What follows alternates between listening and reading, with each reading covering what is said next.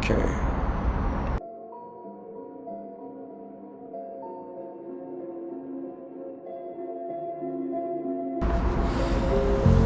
Hello everyone. I thought of recording an episode before I end the day.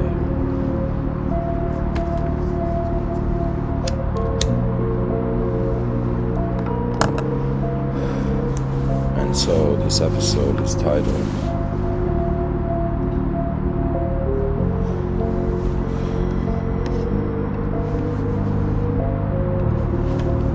Reacting to Emotions with No Ideological Basis. You know, my life is going towards a direction where I would say today I had a very interesting experience. And for a second, I noticed that my psyche was reacting to an emotion where there was no idea for it. I think it is safe to say that the human species does not fully comprehend how the human being works, you know. We can measure what we see, but the one who's looking, you know, remains a mystery.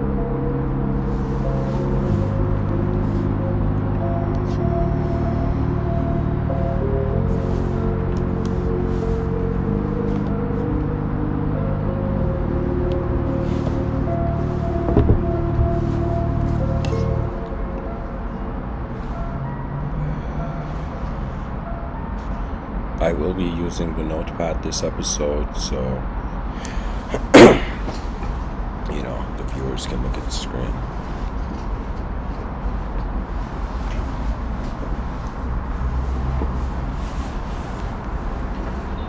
All right.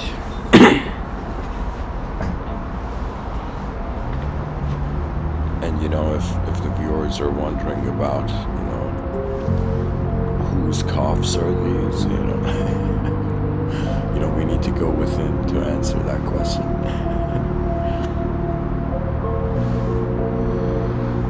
But again, you know, as written in the description, apologies for the additional noises. You know, sometimes life, you know, has its own hidden symphonies.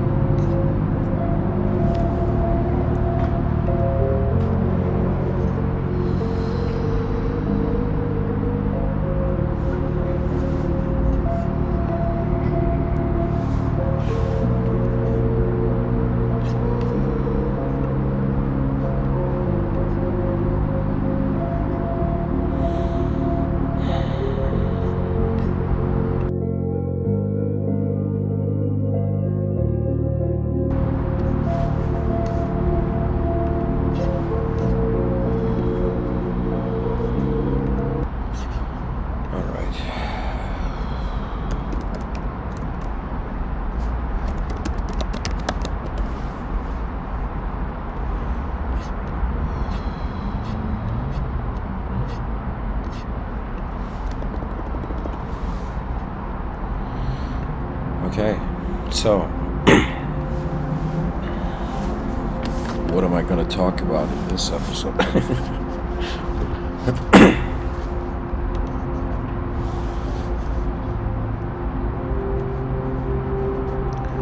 You know, this episode, I would say, is more like a brainstorming session for me, where I am wondering about, you know, emotions and pretty much what role are they playing here. You know, there's these views that sometimes suggest that there's an insensitivity to the intellect, and emotions, you know, they are kind of like coins that we don't see the other side of. Let's say one side of the coin of emotion is a thought, is a story, event, some sort of occurrence, but the other side of the coin is unknown. So I want to read for the viewers the definition of emotion, I was like, man, I need to, mystically wonder about my emotions. Let's see what, the dictionary has to say. And the dictionary let me down, guys. Emotion, a natural, instinctive state of mind deriving from one's circumstances, mood, or relationships with others. Another way it's being shared here is instinctive or intuitive feeling as distinguished from reasoning or knowledge.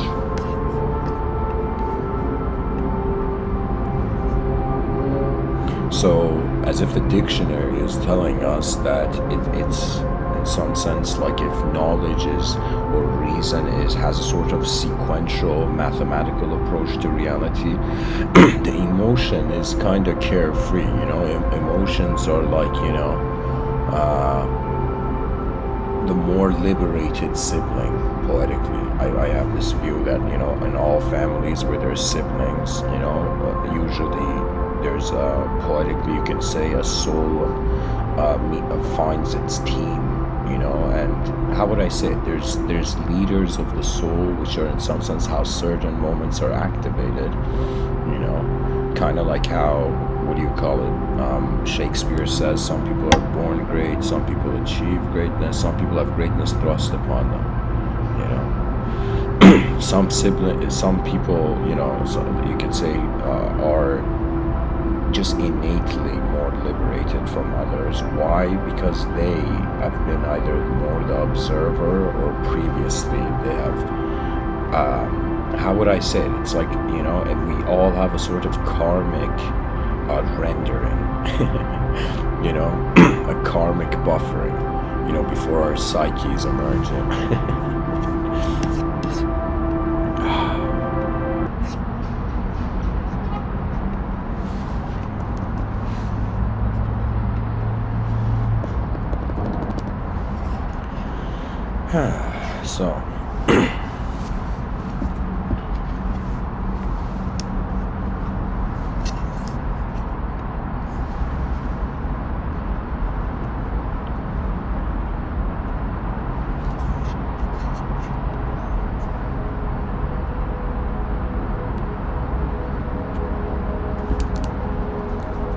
So the first, let's say, point we have to start off with is that emotion is instinctive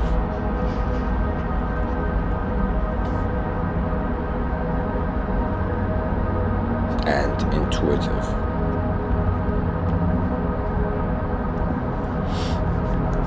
I find that, oh my god, where'd the page go? What? There we go.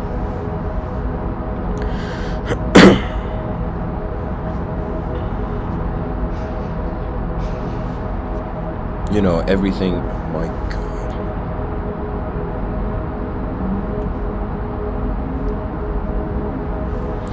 Everything has, let's say, if someone is to understand anything, they have to try to pinpoint the concept, the conceptual position, and the contextual position. When we talk about emotion, I pretty much, look at life and let's say we divide it between concept and context. The concept of life, its major concept is the self, which is, the starting of, let's say, it's the starting point of the mind. I'll just keep it as self.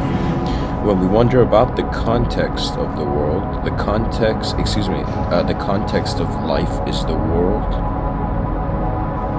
This is self. What constitutes our self is memory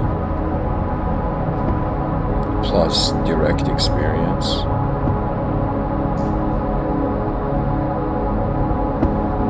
plus, you could say, free will is emergent here. When we look at the context of the world,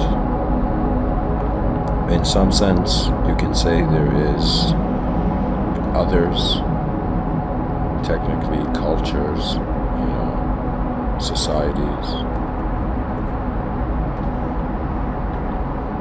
other species, other entities. And then we have also nature, let's say physical nature.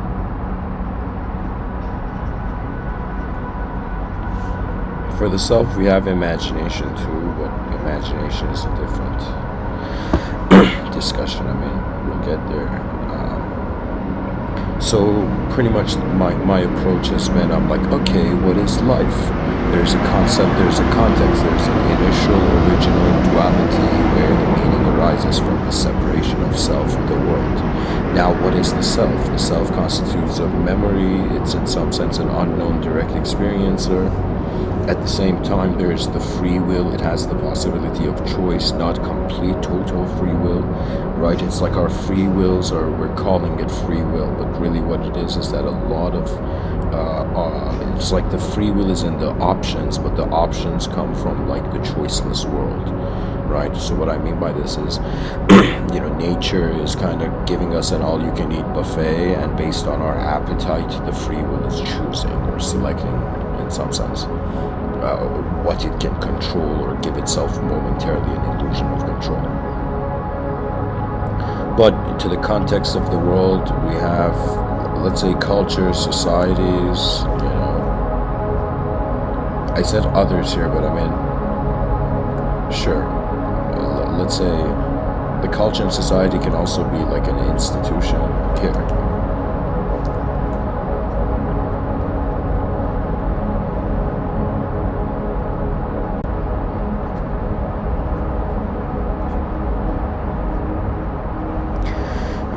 And ultimately, the macro, like pretty much, the incredible thing about being a human being is that in front of your eyes, it is true, we do see a known world, but when it comes to the edge of the sky or the edge of the observable universe, it goes into the unobservable. So technically, in front of our eyes, we see a world, but its edge is unknown, its outer edge.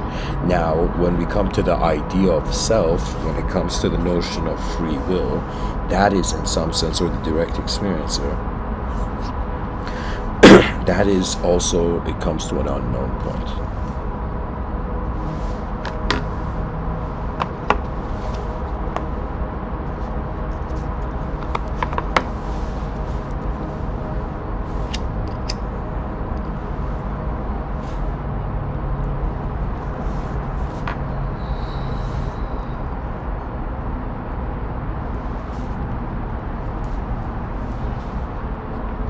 So from this point of this relationship of self and world, I would say where emotions come to play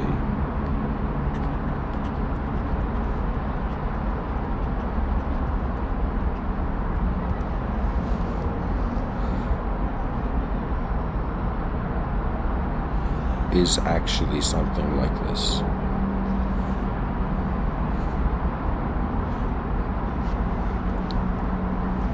The self suggests an inner life, and the world suggests our outer life. Without poetically, like a world, it's like, where would the body be, And profoundly, without the self, what would move the imagination? What would move the intelligence? The human is in some sense an unknown experiencer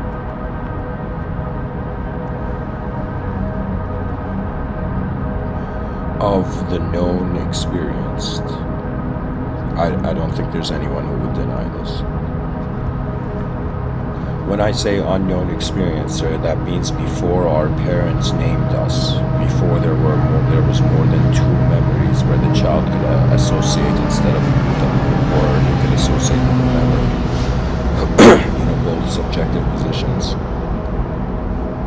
It's as if before we were named, we were unknown viewers through our eyes. and it's still the case. We are unknown viewers. It's just that layers of information have made us forget that, the unknown, the journey began from the unknown.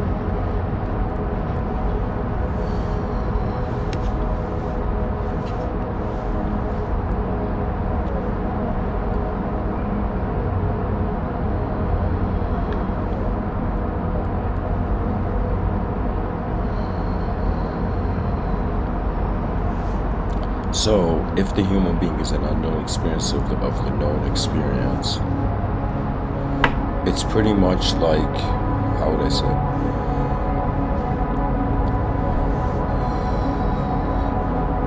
Here's something, a model I often use is, we have the person, let's say you're old, we use an old school traditional model of, a trio model of body, mind, and soul. The soul, I am saying it equals unknown.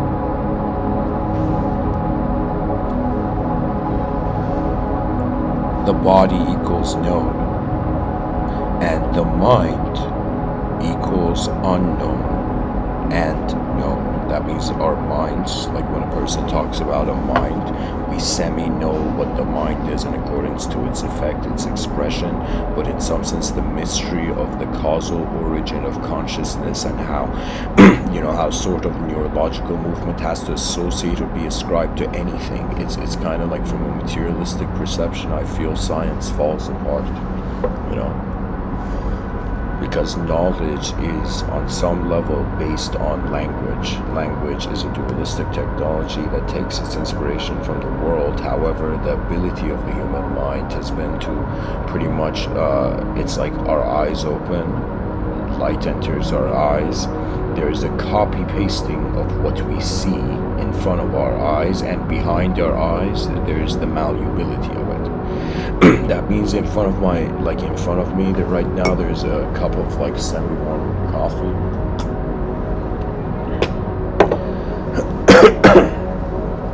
And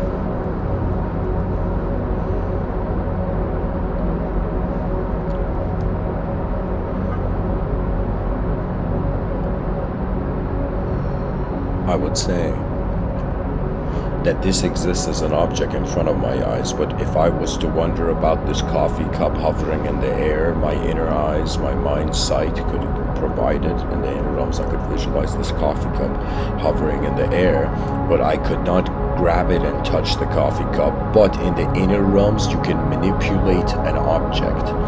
This is something very strange, but sometimes, a subject is like the mutation of an object.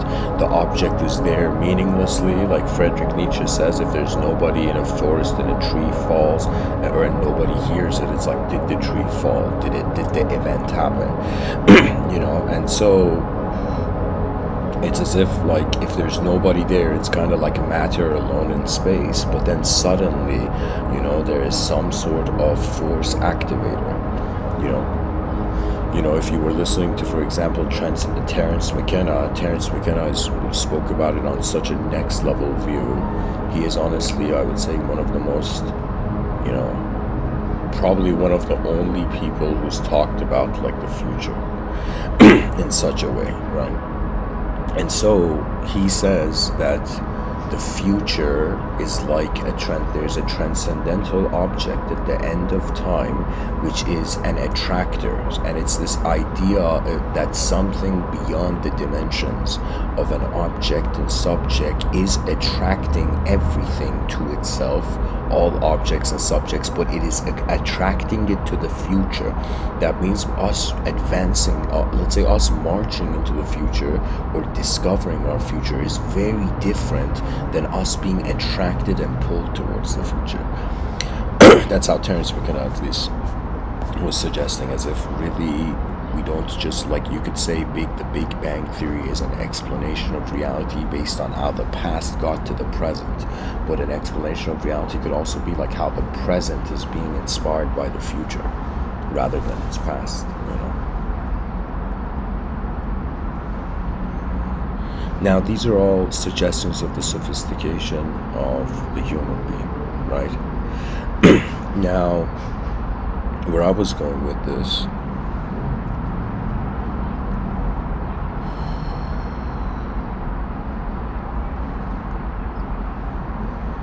is that in wondering about the role of emotions, right? We have to wonder about the dimensions of the human being, and then we have to wonder about what out of the information accessible in each dimension of the human being can be filtered between a known variable and unknown variable. So I'll give you an example. Right now, how do I know I'm an existential being? Is because this is a known variable. That means I touch this table, it's solid, it's physical, my hand's solid, known variable the moment I've moved, right? But if I was to close my eyes and suddenly notice that I'm remembering, for example, I don't know, like a cookie I ate yesterday, right? And that cookie is being seen. So this is the fascinating thing about memory, and like the ability of consciousness is to see without light. That's another way of saying what memory is,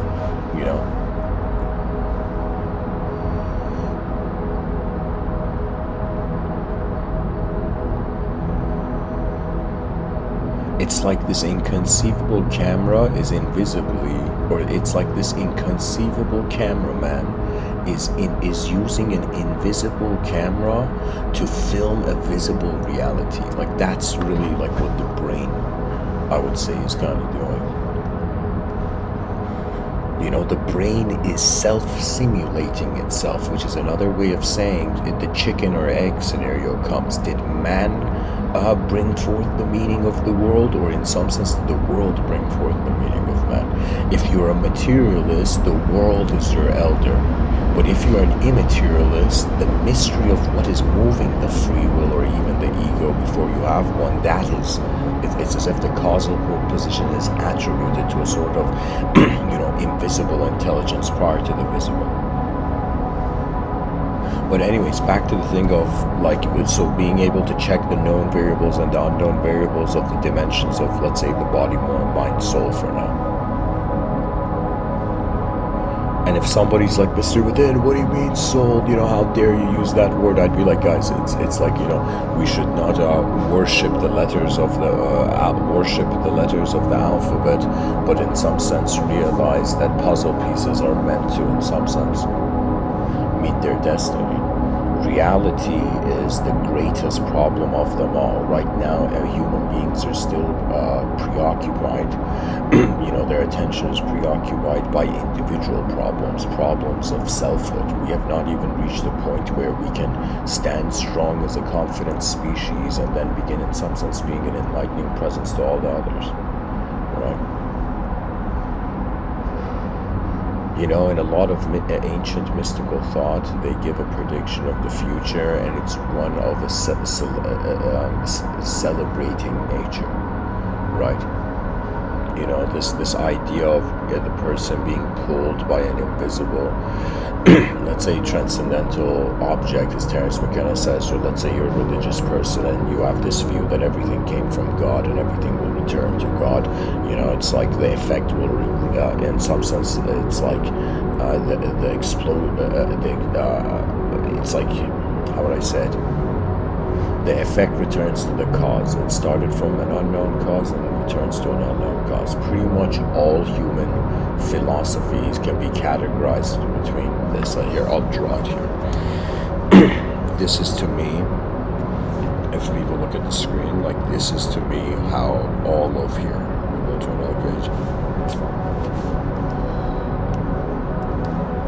All of human thought, this is Mr. Within's, you can say, a bold claim. This is something I feel. All human ideas to ever come on this planet, as long as there is cause and effect, and there is, in some sense, the unknown and the known.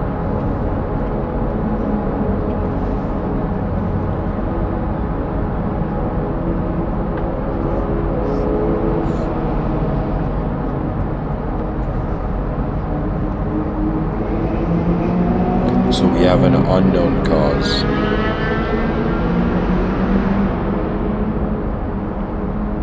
Or here, we'll say this one. We'll start with a known cause, and the effect in some sense becomes unknown. What am I saying here? The cause is the causal position is known, and the effect is known.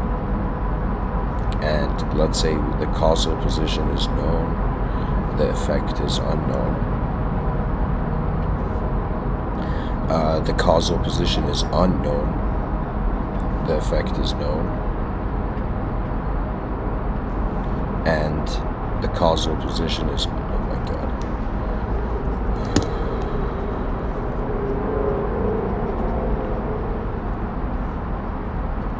the effect becomes known. Now here's what I'm trying to say, that excuse me.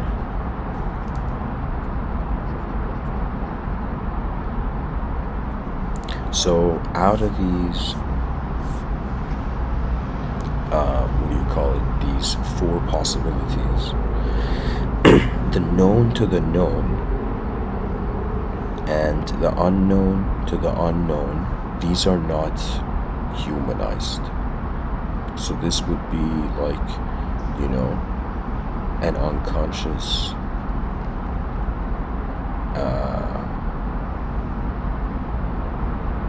or no, here, this would be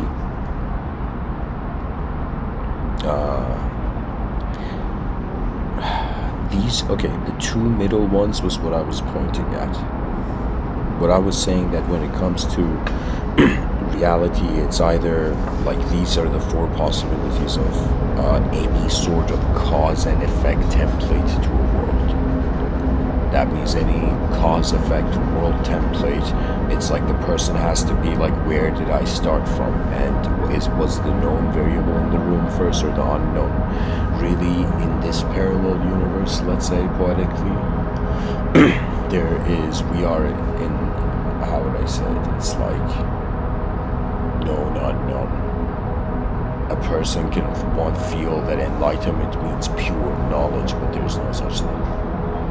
It's like the concept of knowledge dissolves in the presence of an experience that is not individual. You see, there is where we were, a person that is a perspective. There is where we are now, a perspective, and there is where we will be. And as long as there's cause and effect, is another way of saying change. That's it. Cause effect means really change.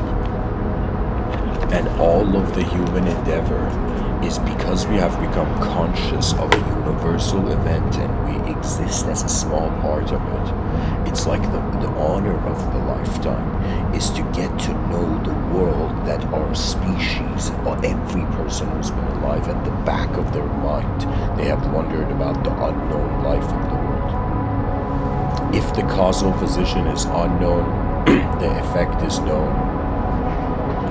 This is in some sense saying like,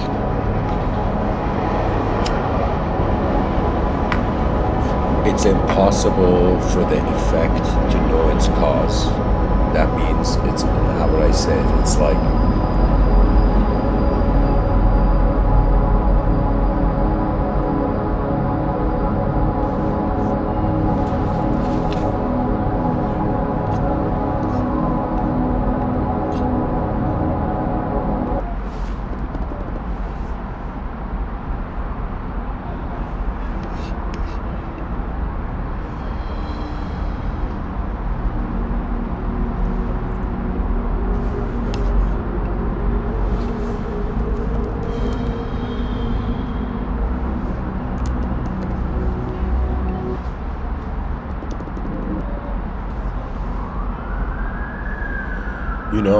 you know, I'm branching it out too soon. Really what it is that we either started, the starting point is known, or the starting point is unknown. Because we are conscious of a world that is bigger than us, the starting point is unknown. But now the effect is also unknown. So if I was to redraw this chart for you, it would be something like, if we say life is like a bell curve,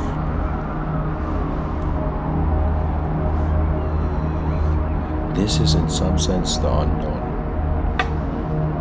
and this is like the known.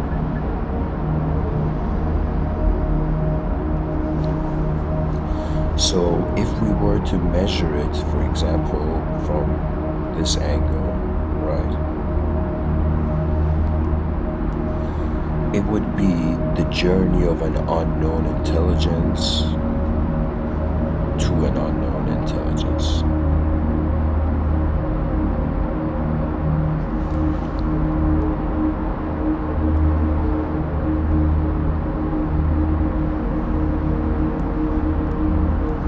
Now, let's say, and this known thing would also be like time. So these are the years. So let's say we have 1, and then we have like 100. This is the age, you know, of the person.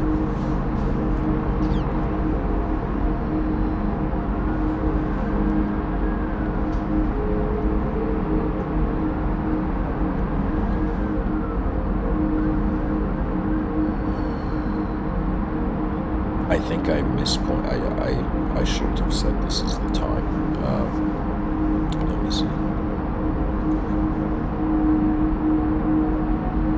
Let me just let me not bring the concept of time yet. You know, let's just say I'm just saying the chart is as if known, unknown. Okay. And we have this as the human being, right? And the human being journeys, and this is, or let me say, this is like.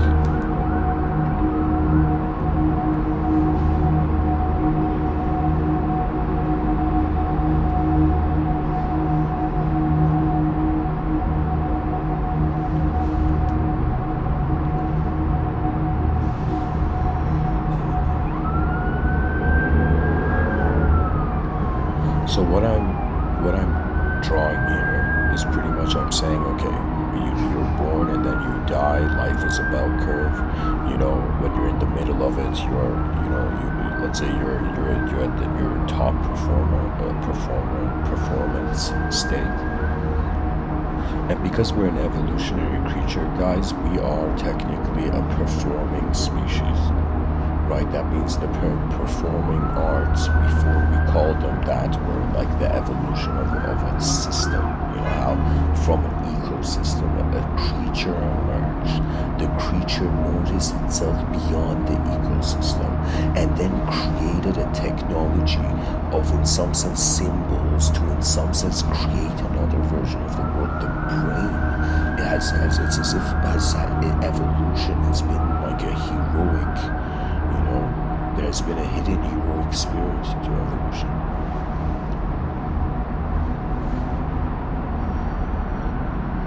But anyways, right? Let's say we come here and this would be like, let's say,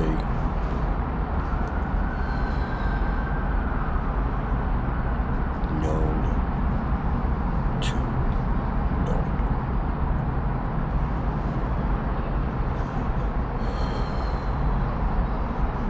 And this would be, let's say, how would I say this? Okay, I got it. Perfect. So at the middle of life, let's say the person reaches a point where they see it's actually a question mark.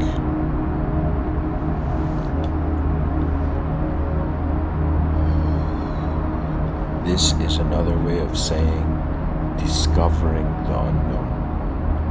Anybody who hasn't discovered the unknown, your ego will still be like animalistic, would be repetitive.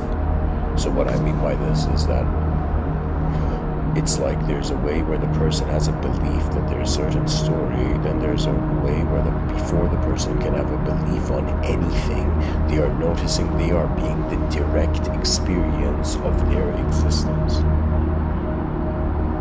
And this is called self-awareness. But now the mystery, the question mark is who is this self that has started from the unknown and come to a known world, and in the known world is discovering the unknown, or the unknownness of how the mind is even doing anything at all, right? Why it's here. It's as if like the greatest, I would say, transcendental view of the body is that it's an antenna, and the greatest transcendental view of the mind is that it's technically its soul. It's like if the mind, like let's say an enlightenment for a visible being is discovering the invisible, but let's say enlightenment for an invisible being would be discovering the inconceivable.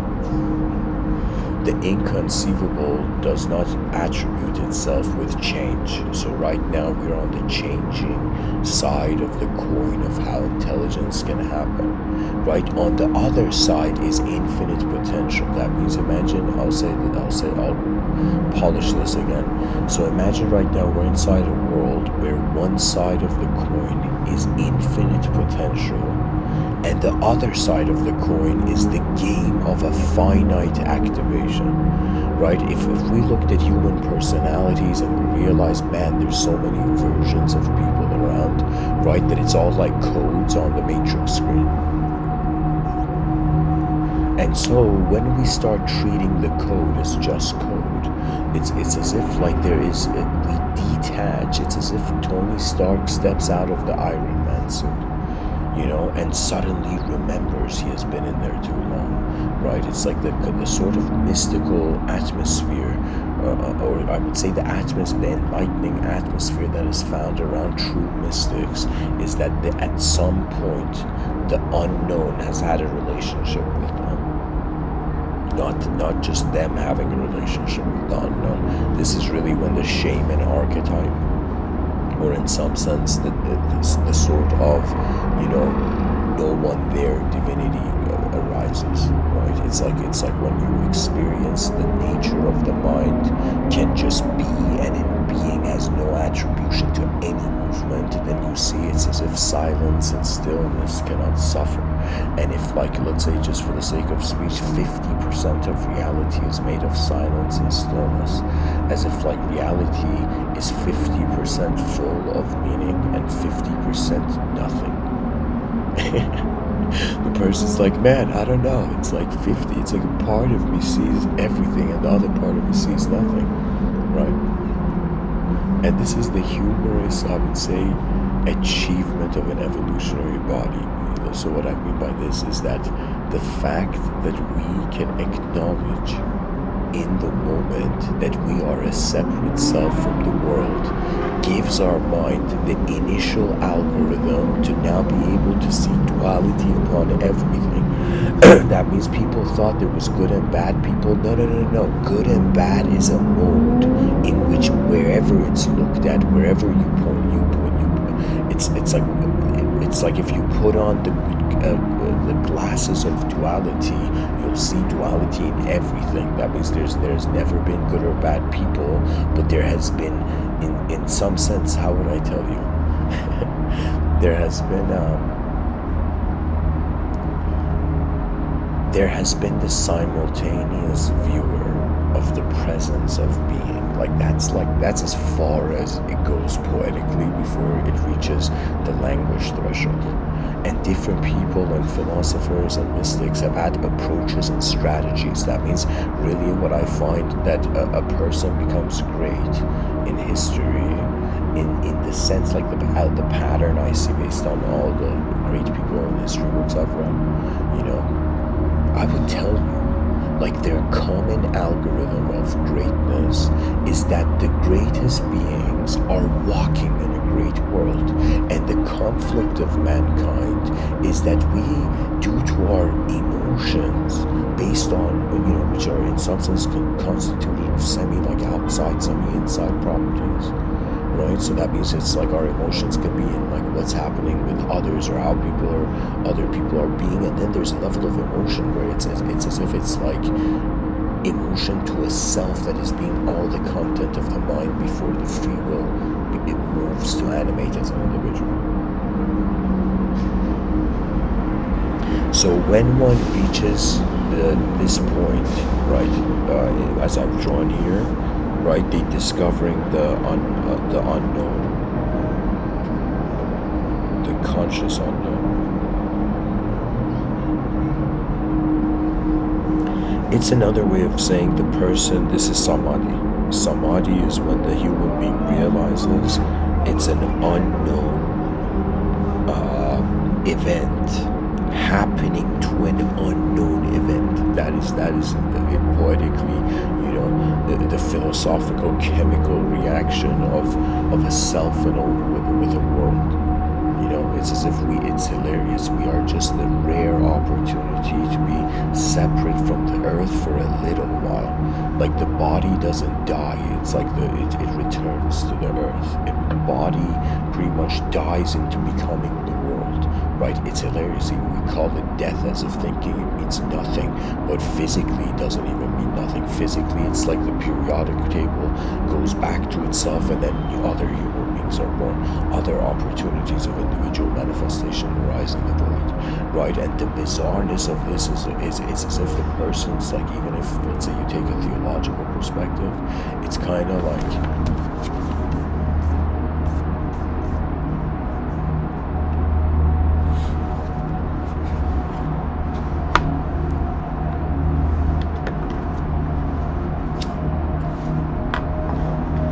it's like, okay, here, I'll bypass the theology part. I'll just say this, that in this picture I've drawn, the stick figure with the question mark, enlightenment is realizing the known self in a known world that suffered is actually how an unknown phenomena is occurring as an unknown, like it's unknown from the beginning. It's like the fear of the known self and the known in the known world. It's as if that fear dissolves the moment either an unknown world is discovered or an unknown self is discovered. When I say unknown self, you see, I'm just going straight to the point of it, is that the concept of enlightenment needs to be only thought about for 1 second. I speak about it due to its cultural significance, but it's like in reality, I would say, as somebody who, listens to, in some sense, break language to see in how many other ways it can.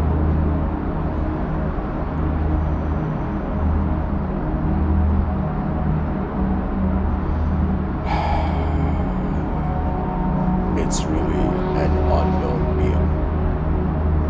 And the unknown being is manifest in the way our eyes allow us to see.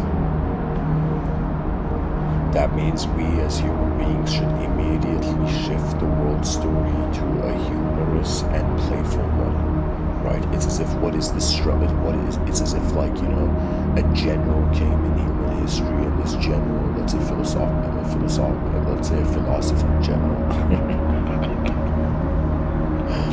Or, if somebody dishonors the term a general philosopher,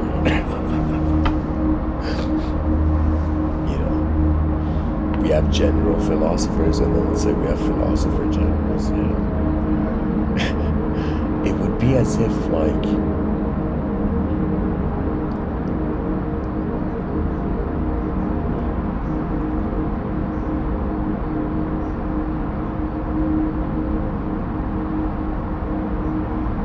it's as if every moment in history has just an opportunity, kind of like saying what a lifetime is an opportunity to trust the unknown as the only species on the planet that can notice it to this level.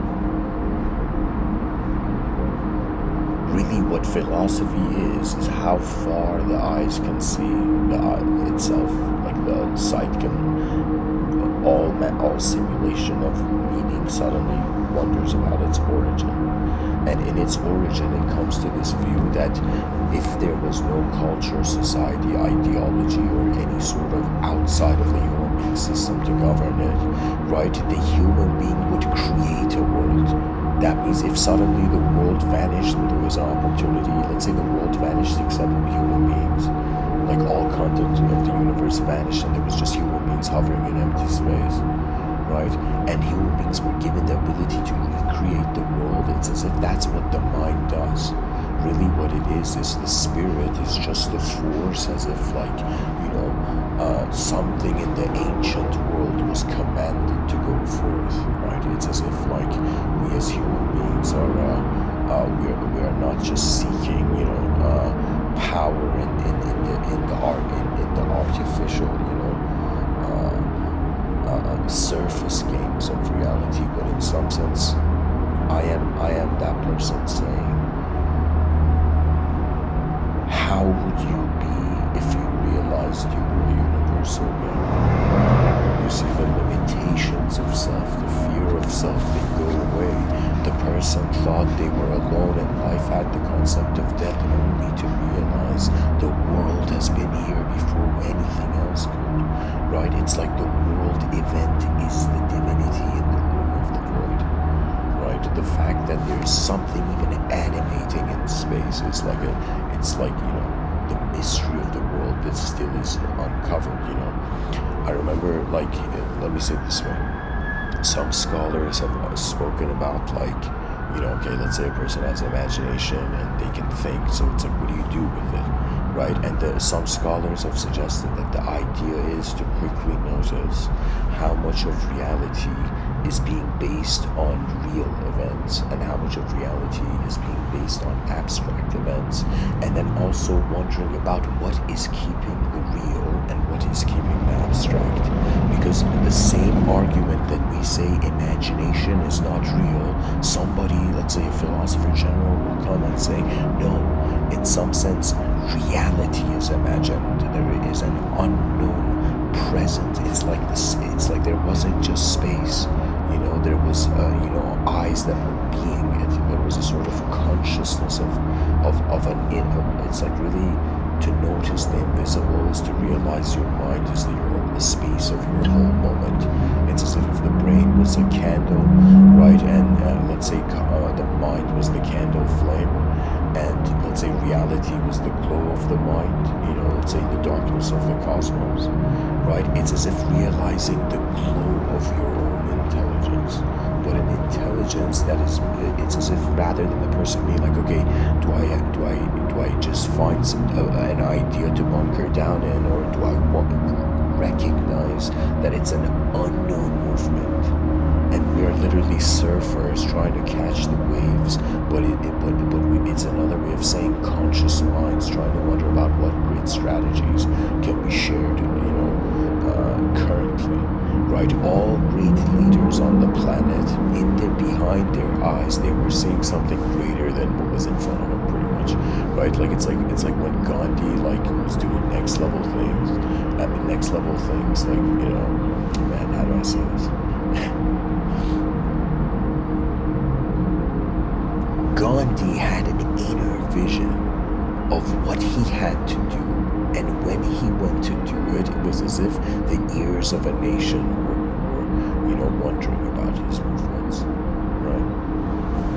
It's so incredible that the mind exists to know that it's true greatness. But when I say true greatness, that means the discrimination between the abstract events, abstract layers to perception, and the real event, right? And the real event that is being kept by imagination, it's just everything. It's like imagine a mind that attempted to reverse engineer itself back into its origin and discovered that after the zero view, right? After reality has been nothing and consciousness is lingering as that nothing, right? Then it how would I say it? It's as if like the journey of the visible to the journey of the invisible to the inconceivable, is so beyond the journey of the visible to the invisible.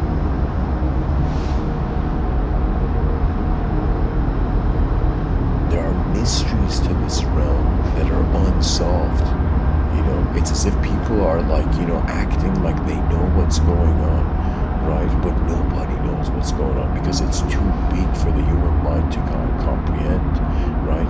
It's as if there's a sort of universal humility. We are standing on the shoulder of a giant, and the whole species until the end of time is tasked to realize, okay, what is this giant doing? In ancient myths, there was this idea that all of civilization was on a giant turtle's back, right? And it's as if, imagine now that civilization became so advanced that it was wondering about how the turtle was existing.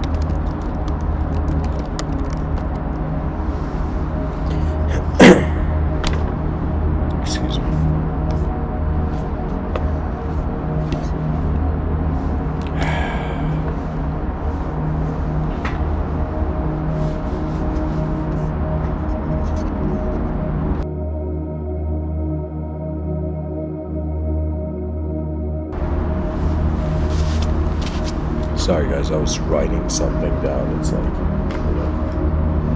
too many ideas at the same time.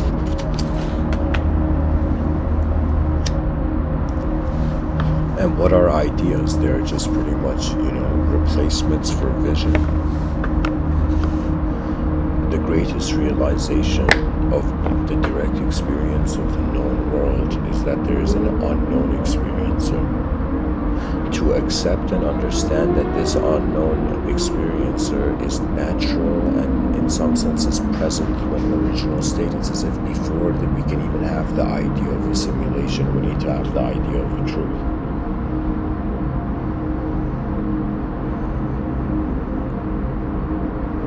It's like, how hilarious would it be if the old world ran after truth and the new world is going to, try to escape a simulation. Pretty much that's what cyberpunk culture would be like. It would be as if like a digital, inefficient system, but culturally enriching. There's gonna come a time where right now I'm just some dude sitting, with a laptop, but let's say my talk carries on, like, let's say let's give it 400 years from now, I think cyberpunk culture is, and it's an infusion as how cyberspace works. The relationship of cyberspace with culture is pretty much cyberpunk.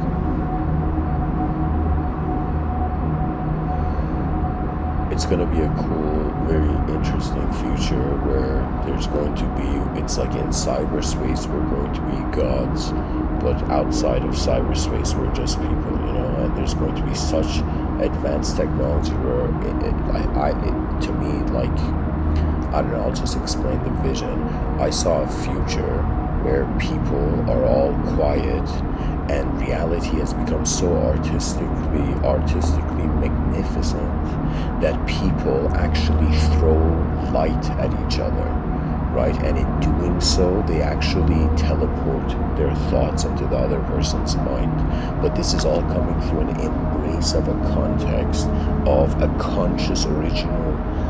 It's as if the universe knew what it was doing before we had to. It requires that sort of context.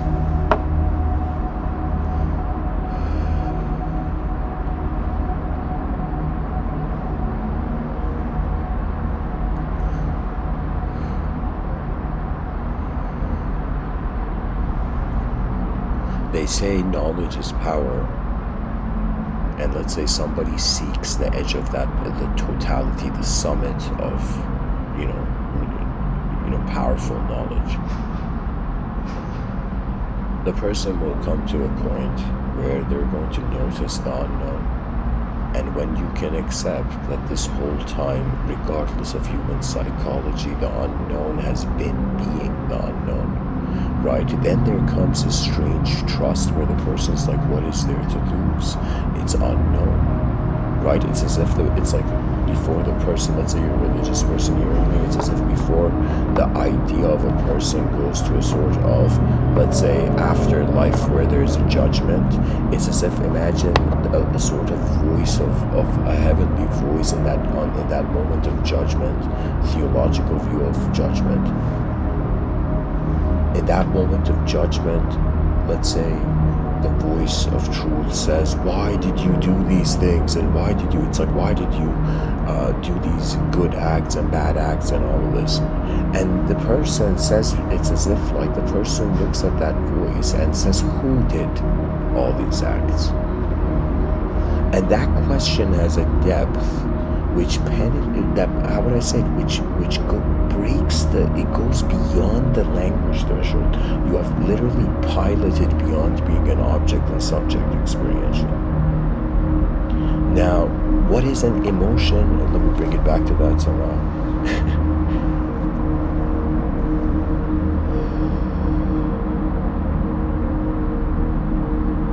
An emotion is the disharmony of two simultaneous lives happening at once, two or more. And it's another way of saying the ability you have of moving and identifying with that movement in front of your eyes is different with the ability and permissions that are granted in our imagination. People think that imagination is something they have or not. No. Imagination is going to be required if we want a better world. The ability to notice your limits and surpass them. There was this Japanese, comic made into a show, anime, called Black Clover. And there was a scene where the main character kind of messed up, right? And there's this great warrior, this like pure, true mind, true powerful mind of a character comes to this weak character, like this OP character, and he says, being weak is nothing to be ashamed of. Staying weak is. And that's the thing, that's the deal with not just that, but it's an algorithm that works for the whole civilization. It's as if why did we not start from a position that before we sought a superior truth, the supreme was being the illusion, the simulation? It's as if we are the imagination of God, realize they don't belong to themselves, right? It's another way of saying the knowledge of the observable realm is being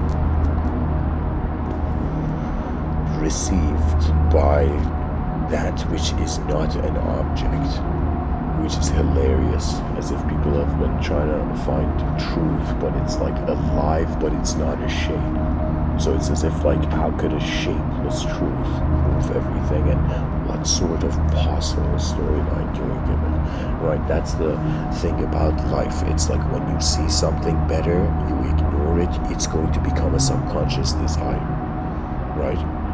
That was my pretty much strategy. If like the history books, ever write my name, like it would be like, this was the guy who in history just implemented the strategy of making the species wonder about its most advanced state. And when you wonder about your most advanced state, you automatically acknowledge your limits. And so when you can accept your limits, then the state of mind shifts from limited, limitless, or I would say the limited frameworks dissolve into you realizing that the most original state of your being is where the truth is untouched. And that is the mystery of the mind of man, right? It's as if in front of our eyes we build an advanced civilization, but behind our eyes we advance the communication of this universal sector. It's another way of saying the divinity in the void roars before its, next moment.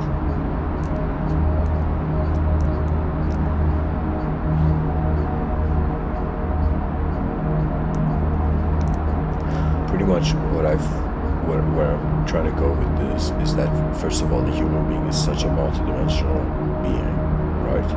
That there's even been like yogis telling, like these enlightened yogis telling their disciples, like, are you even an entity, bro? It's like, wonder about that and you'll get enlightened. Why? Because where is the starting point of how attention is being moved? And when we realize, let me tell you the secret to imagination and creativity, at least as how a poet can share it.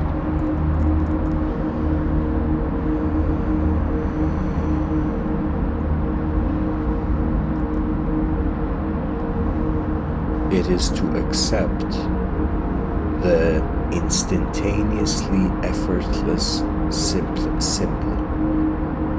I don't know how to say it. It's like, honestly, it is such a no-brainer, because it is like you accessing the original before the artificial moves it, right? To advance the imagination of the species, imagination is an act of effort, but it's an act of subtle effort. That means you put a lot of effort, your body moves, but if you put a bit of effort, a lot of your mind can move. Your inner realms can speed up, right? If the person just has this attitude that I don't know what my mind is, let me discover it through every moment of how I'm being, present as the self of the world, or the world in the self. There's a quote from, I'm going to read for you. I'm going to go into quote tunnel now, guys. Ramana Maharshi says, who am I? Not the body, because it is decaying. Not the mind, because the brain will decay with the body. Not the personality, nor the emotions, for these also will vanish with death.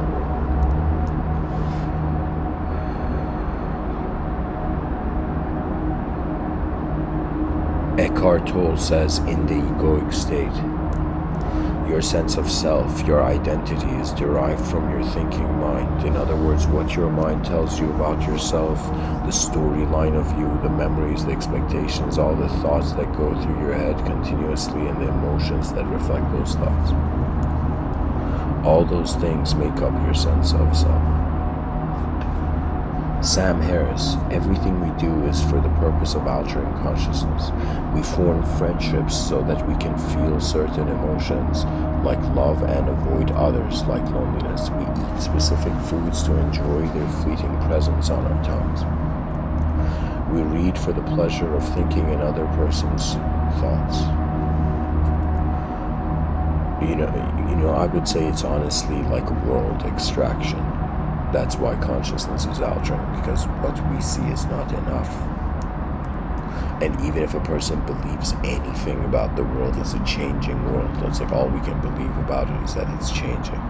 Imagine somebody's like, hey man, what's your truth? And the person's like, it's changing. Every moment my attention in the conscious waking state, in some sense, it is the world's change before I consciously even define it. There has been moments where I go for these long walks, and when I go on this walk, I would tell you there's moments where I just try to walk not as a sense of self. And believe it or not, it becomes something so remarkable, because once you trust the space where your existence is happening in the inner realms, your imagination instantly unlocks. It is about trusting through the simplicity. So if there is complex failure, it crumbles down to simplicity, which you have accepted before the starting, before the journey to complexity, And I guess to complete this image that I'm drawing here, pretty much you could say the moment the person in the middle of the picture discovers the horizontal unknown to unknown relationship, they realize all relationships of, let's say, a known self with a known world has in some sense been the unknown with the unknown all the time. So when we can accept the unknown playfully through an ultimate freedom, or you can say the reset of perception, you know,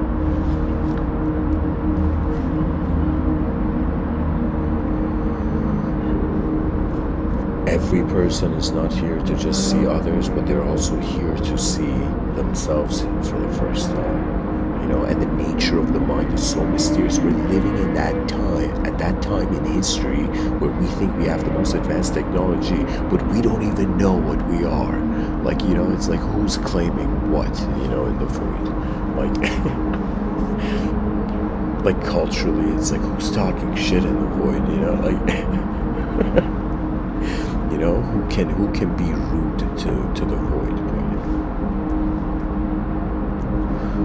The healthiest thing I could say for modernity is that wonder about the question marks, you know, answers close worlds usually, but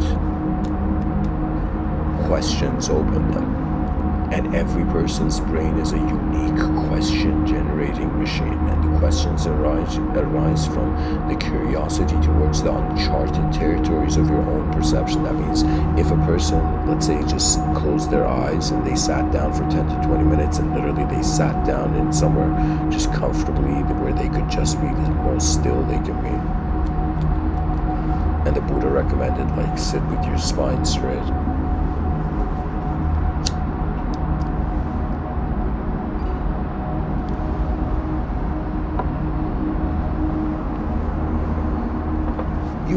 Your acceptance of your idea of self activates the potential meaning in the world. To come to a contentment with unknown dimensions of life brings a person to a point where they can't be a thought anymore. That means imagine a state of mind was achieved where we noticed we have been the simultane, the viewer of the simultaneity of objects and subjects. Before the free will decides, there is a potential given to it, and that potential comes from an unknown. It's as if in the distance of the unknown, let's say, shores of your mind,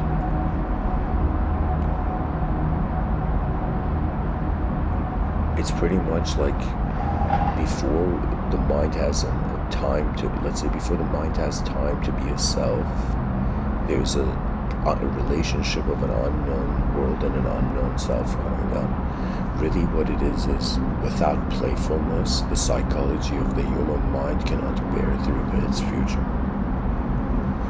We have to raise children on the planet where they realize that, okay, what are the options? Right? We either continue in an inefficient civilization or some sort of, you know, songs of advanced civilization, or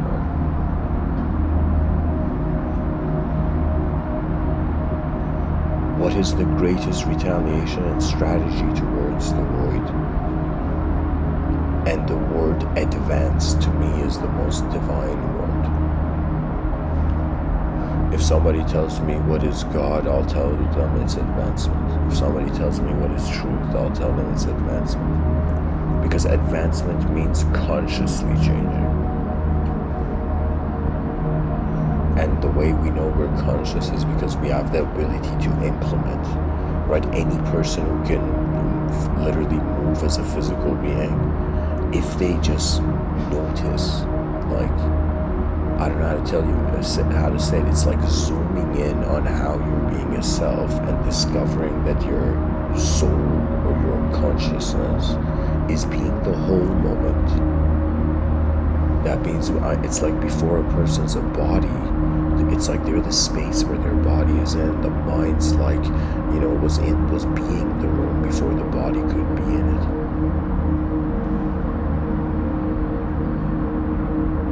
And in the inner realms there's a veil, and in the outer realms there's a veil. The veil in the outer realms is, okay, the senses, the five senses, and the veil in the inner realms is how there is an unknown viewer of anything at all.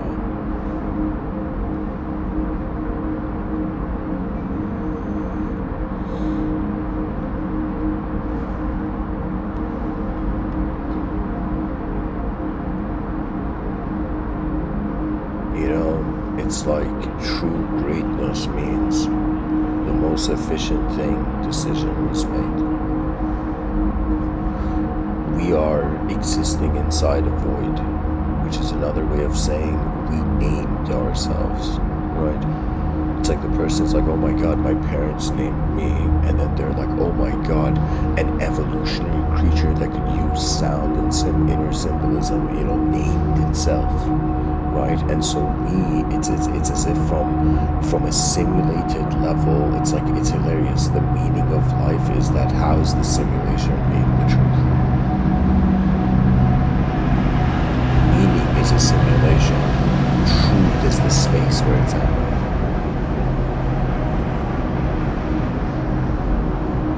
And imagine you're a human being that you have, if you can, I would say, go through these 4 states and be consciously be able to pilot through these 4 states, and you would be an advanced communicator, in my opinion. That means imagine there's a human being that has an ability in any moment to be an unknown, let's say, self in an unknown world.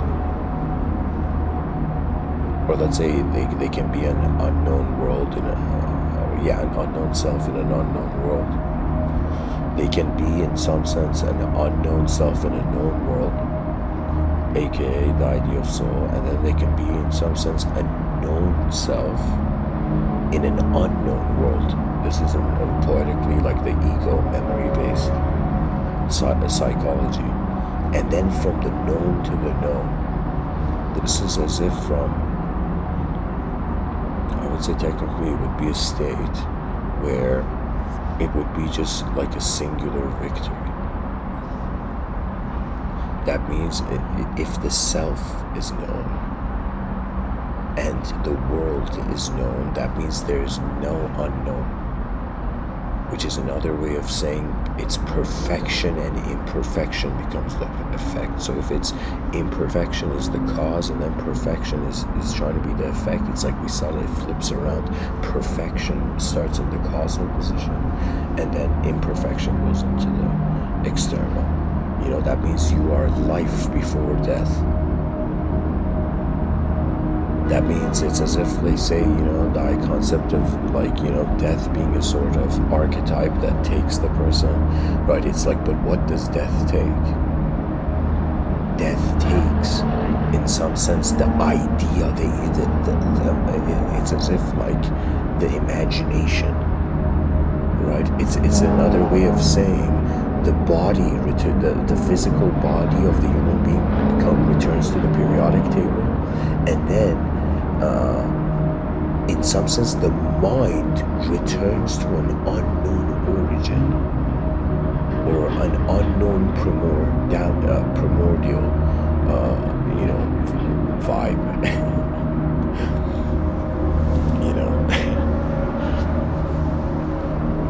Anyways, I think the idea was painted enough.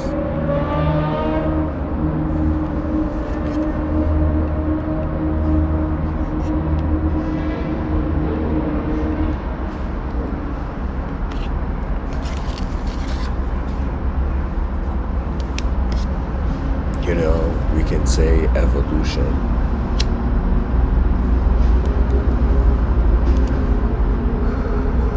is, how far the body evolved. And revolution is another way of saying how far did the mind discover.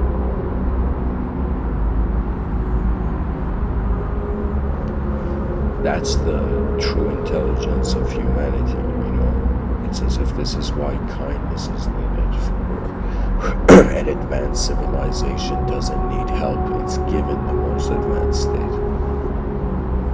It's another way of saying only advanced beings and advanced inner realms can build an advanced outer. To learn to honor the unknown unknown spirit of the world, and to recognize that divinity is how anything is animated. That's the wonder of perception. What is philosophy but a person staring at an infinite, possibility inside an impossibility? It's like the world is like so bizarre that it can't be bizarre anymore. Once you accept the unknown, the fear of the known self turns into the permission of an infinite being. Imagination is another way of saying, like, the ego is the idea of the deity.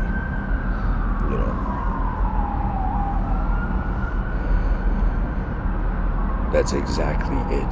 The gods of mythology were the egos. They were the egos to moments of worldhood.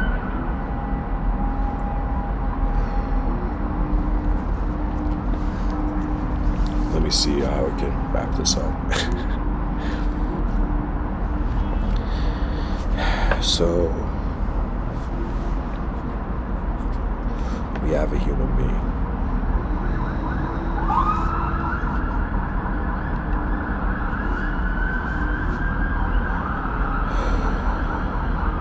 And this human being equals energy.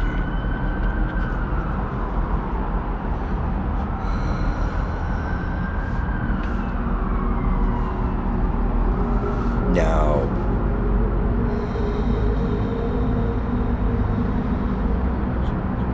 consciousness is kinetic energy.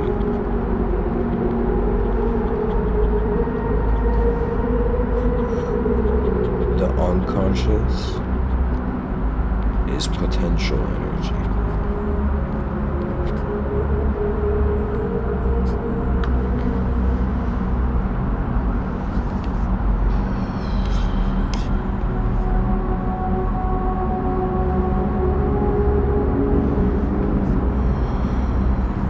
So there's some sort of energy, like everybody can, like, we can unite the species, be like, oh yeah, you believe in energy, nice. Do you believe in energy, right? The whole species believes we're some sort of energy, like maybe we don't understand it, but we are like an energetic event, right? So this energetic event has two modes, and this is due to the evolution of the mind and the cosmic circumstance.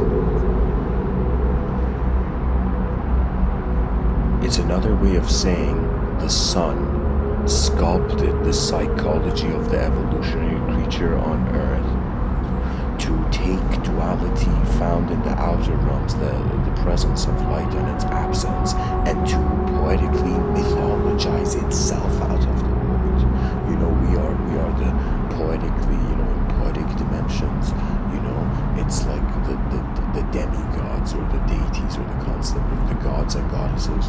Right? In mythology, it was as if they were the advanced self of every individual. Do you see? I am saying, don't forget divinity. Discover it is how novelty reveals itself as we march into the future as a conscious species in the void. That is the attempt. Right? There's a significance. Right? Some things can be said, and some things are happening before even one can say anything. Right, that's the beautiful thing about the world, right? Our eyes enter every morning as if we have arrived into another round in the game of life. It's incredible. It's like a free video game, to be a human being. Right? It's as if, man, who's playing this video game? And the yogis are like, go study your soul, and the disciples were like, am I a disciple? But anyways, energy has become the simultaneity, the yin and yang.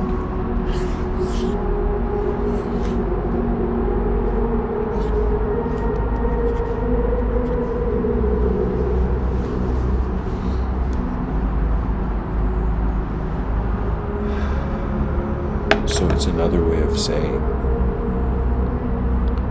a known self in an unknown world. And an unknown self in a known world. perhaps the great puzzle of mysticism is solved by realizing right now we are experiencing life as a known self in an unknown world, and most likely as a potential, just as a probability of just wondering could it happen this way, where it's probably going to be the other side of the yin-yang symbol, where we're going to be an unknown self, or excuse me, I'll say it again.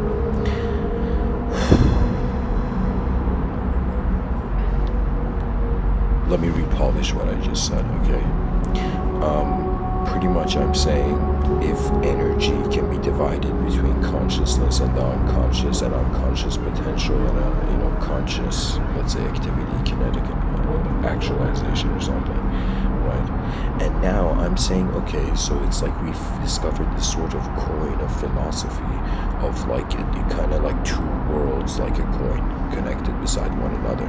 And in one world, we have an unknown self in a known world. This is pretty much, actually, this is why I'm correcting myself, because the unknown self in the known world is how we are right now, being like we don't know who we are, and we're moving in a world where we can know things, right? So right now, this is Earth.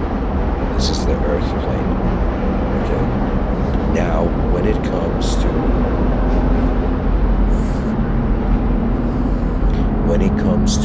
the known self in an unknown world, that's pretty much the idea of the afterlife, okay?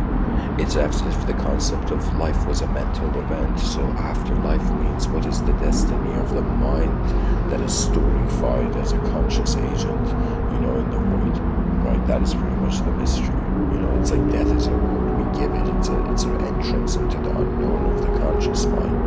The conscious is like, it's the conscious mind's great strategy of entering the unconscious.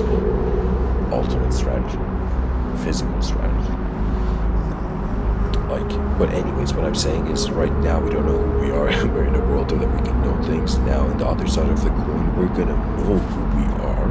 We're gonna be like the player that's sitting in front of the computer screen. It's like if before we were the pixelated character, now we are like we know who we are, and that's an unknown world, right? In a world that can pretty much in the moment, something can, something exists, a different variation of it can't.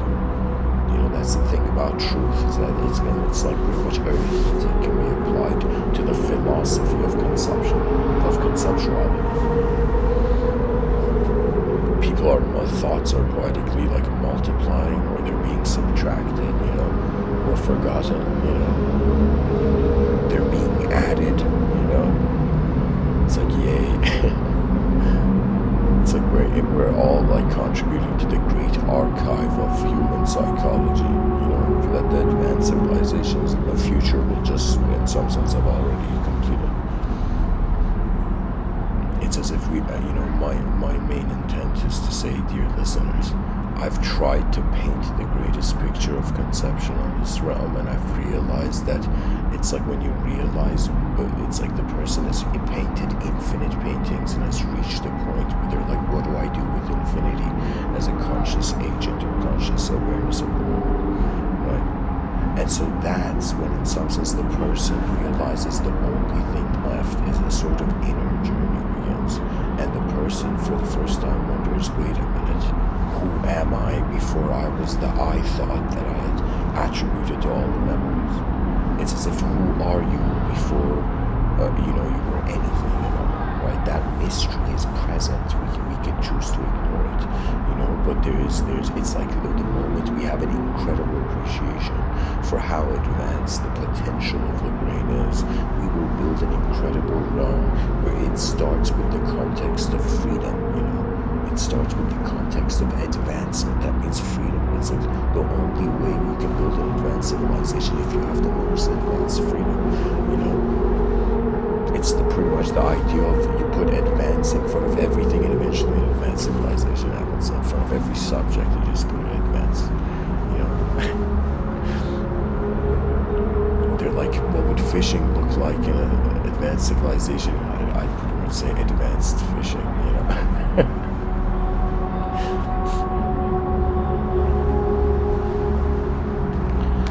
reality is incredible because its probabilities are viewable.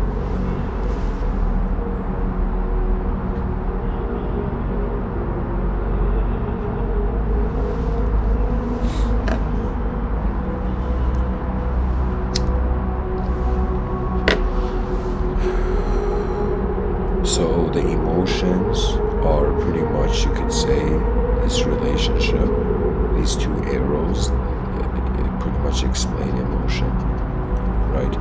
Emotion is how a real a life event contacts an abstract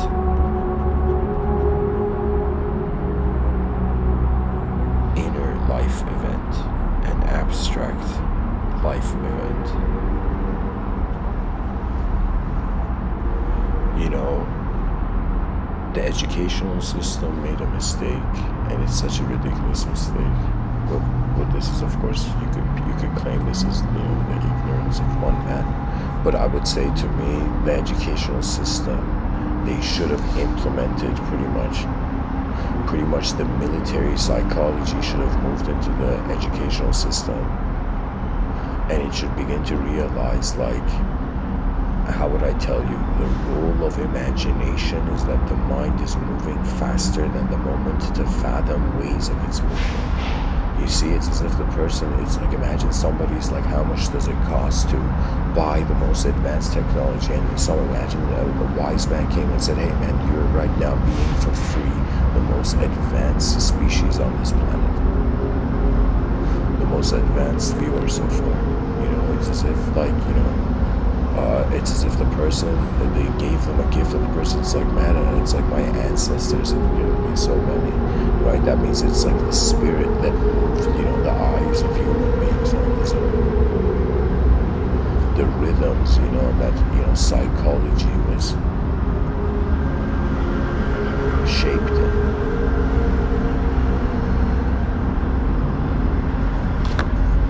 You know, guys, this is pretty much, I would end it here with the notepad, and pretty much what I'm trying to say is that when we wonder about who we are, we wonder about like the levels to our being, and then we wonder about what is viewing all these levels at once, and then we come to the present, and in the appreciation of the present, only the trust of the moment remains. And when a being trusts their moment, they have instantaneously authorized freedom before they could not have it. You see, because there's nothing for it to lose. That's the power of the simple state, right? Like Lao Tzu in Taoism, like that dude was so smart, so ahead of his time. Like, it's the biggest idea suggestion. And I think Lao Tzu was a time traveler. He was a being that in his inner realms was liberated beyond time. What does that mean? That means you realize that the only way change can be known is that something changelessly is noticing it. And this changeless dimension is actually where the freedom of our visualization comes from, right? It's as if I'm saying, before you limit your understanding of yourself, wonder about how the understanding of the world is happening, and whoever wants to be a great, let's say, just to, you know, inspire scholars in the future, and the advanced, you know, communicators in the future. The idea pretty much is that the species realized that it has to wonder about the greatest value in the moment. And the greatest value is the self-discovery, because if we don't discover what the self is, it's another way of saying we haven't allowed ourselves to know what we are before we do anything. Right? The mystery of our own eyes remains as a puzzle for all to solve. You know, I looked at, you know, atheism and theism, and I noticed they both have something in common. You know, one is believing in everything, and the other is disbelieving.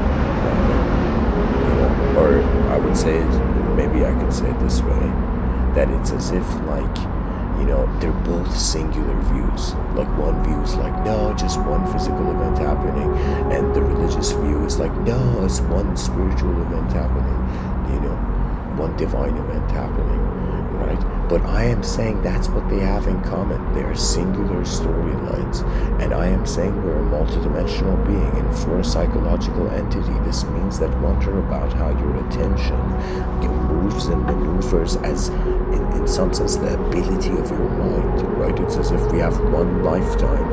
Imagine every person's DNA is like an instrument that has never existed before, right? And the task of the human being is to play this instrument. In some sense, it's like from a masterpiece, and it's like from a magnum opus then to a masterpiece, and then the master will have peace, The idea of like the ultimate archetype being released into the presence of the ultimate being in the context. It's as if like when you realize the context is advanced, there's no excuse for the conceptual levels of humanity not to advance. And what are emotions? They are poetically, they are messengers.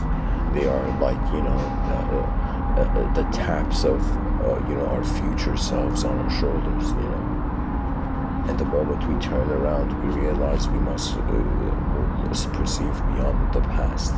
That means what memory is how, in some sense, every brain is uniquely articulating itself, which is another way of saying, how does the relationship of an object and subject begin, right? And I've seen these online talent show compilations, like on YouTube, and I've seen, like, for example, musicians, that when these musicians play, it's as if they close their eyes and they're teleported somewhere else, and it's as if in the pitch black darkness, it's like their body is on stage and their mind, in some sense, brings down a paradise through their voice, right? So it's kind of like human beings have different relationships.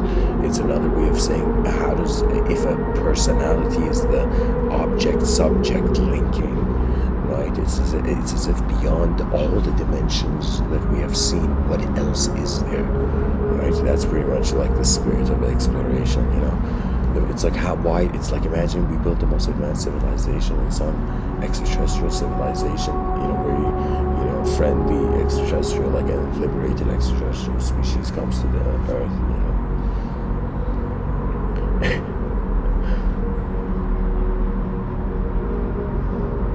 And let's say theologically, God willing,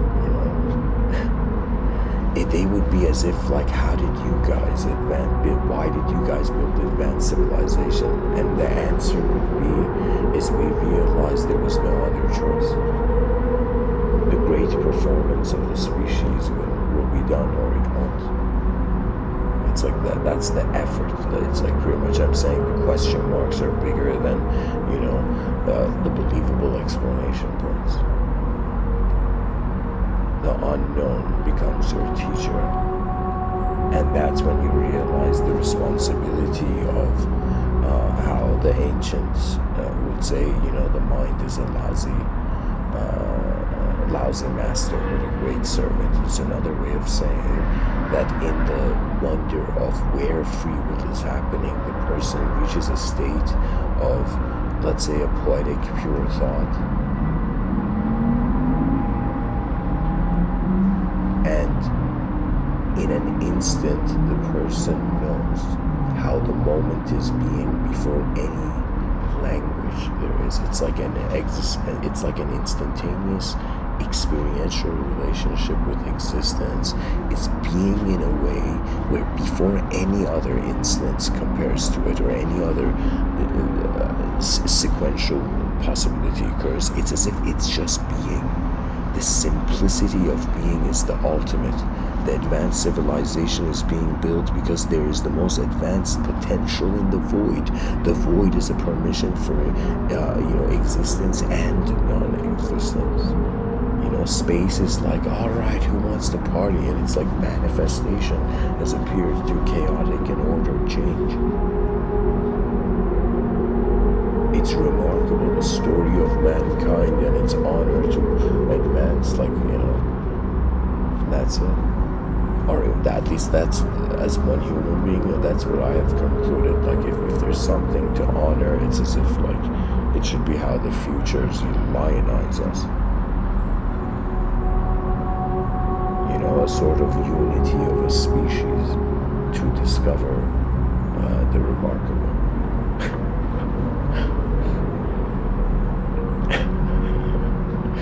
Oh man, reality is, you know, a game in the void. And an incredible game. It's like the greatest game a person can, you know, experience before even buying, you know. The future generations have to decide whether they want to be cyberspace gods. It's as if the future generations want to be artificial gods. Or do they want to be, in some sense, real people? That is the, you know, challenge of the future. In some sense, the ability of technology to infinitely imagine civilization reaches a point in a cyberpunk context where any time a person has a desire, that desire is instantly gratified. Imagine a world where desires were instantaneously occurred, right? Poetically, this is what the mind is doing. Imagination is another way of saying the world has happened before you do anything, before you could wonder about what's really here. It's like the soul was the subtext to the mind. The mind was the invisible mind was the subtext to the body. A beginning of the inconceivable.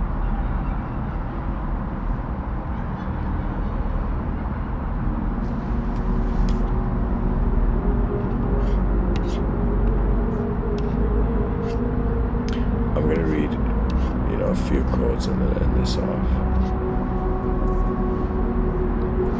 Joyce Mayer, when your soul is resting, your emotions are okay, your mind is okay, and your will is at peace with God, not resisting what He is doing. It's another way of saying trusting the world that you have arrived in.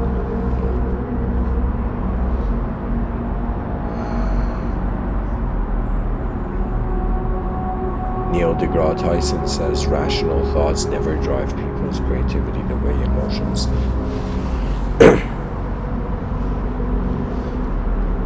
Thomas More says romantic love is an illusion. Most of us discover this truth at the end of a love affair, or else when the sweet emotions of love lead us into marriage and then turn down their flames.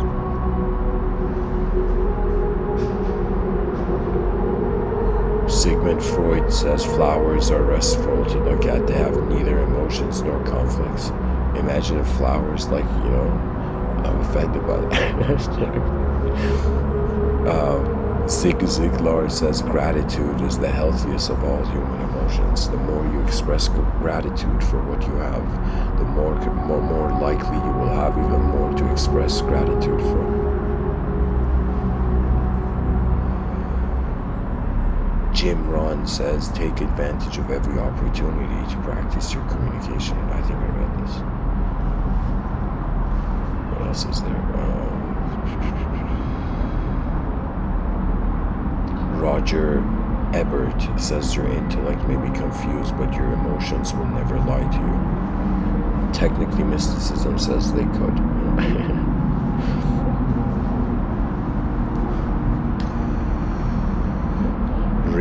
Rainer Maria Rilke says all emotions are pure, which gather you and lift you up.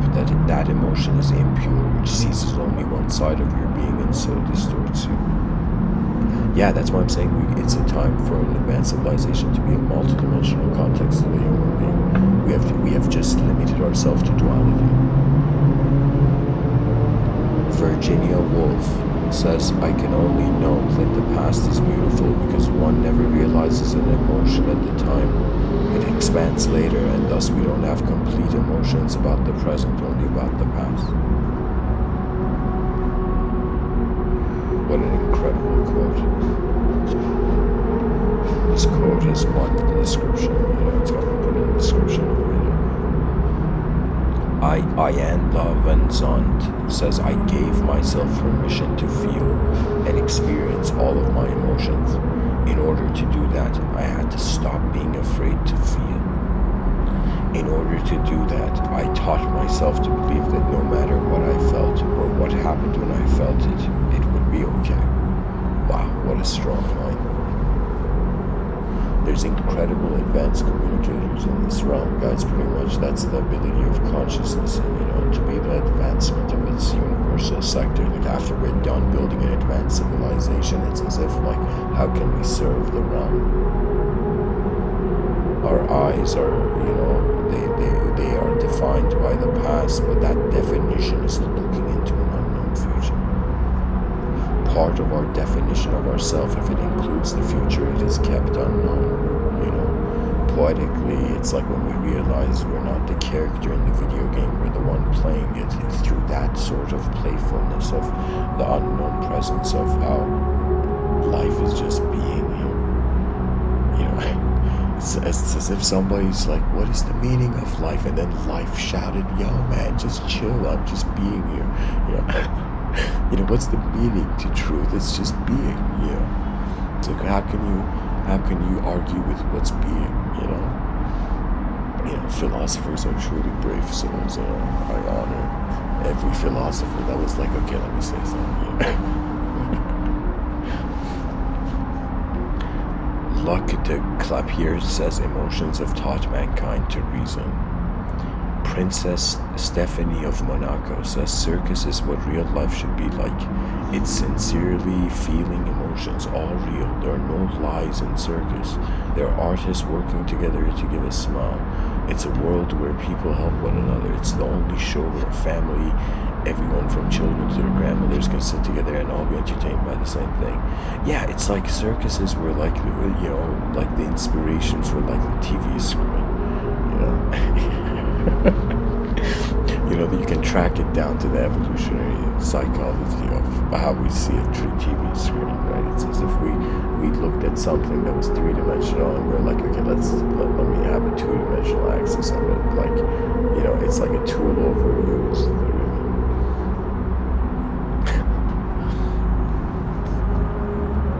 What else can I say here? Jim Valvano, I just got one last thing. I urge all of you, to enjoy your life, the precious moments you have, to spend each day with some laughter and some thought to get your emotions going. Alex Gray says, I acknowledge the privilege of being alive in a human body at this moment, endowed with senses, memories, emotions, thoughts, and the space of mind in its wisdom aspect. Guys, Alex Gray is such an important person in the history of art. He pretty much is, I would say, the connection of like psychedelic cultures, psychology to art. Pretty much it's like, a psychedelic artist's, masterpiece level. Here, let me see if I can find a picture of this. Guys, Alex Gray is like, he's too great not to like, share this. Let me see, there we go.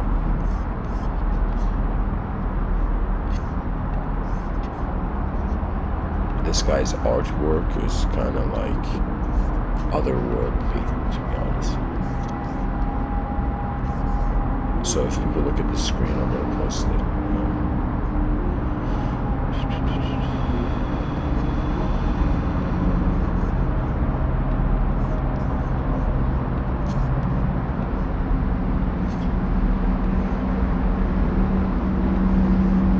This is Alex Gray's artwork, guys. This is something that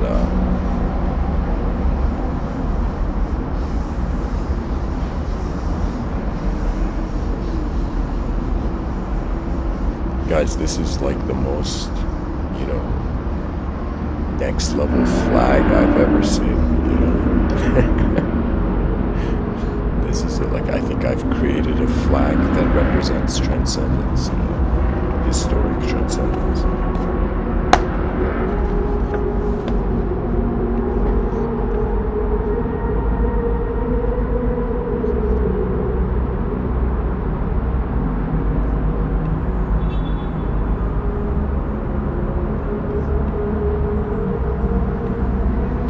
There we go. Perfect place to put that.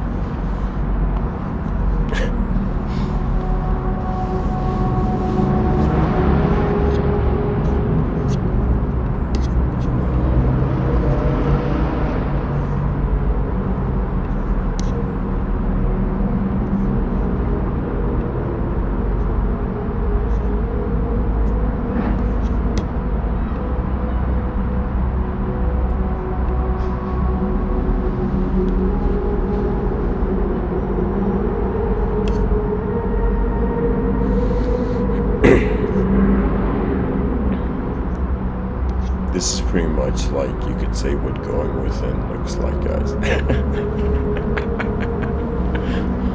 Oh man, that's hilarious. Anyways, so let me see what else I could read. Oscar Wilde says the advantage of the emotions is that they lead us astray.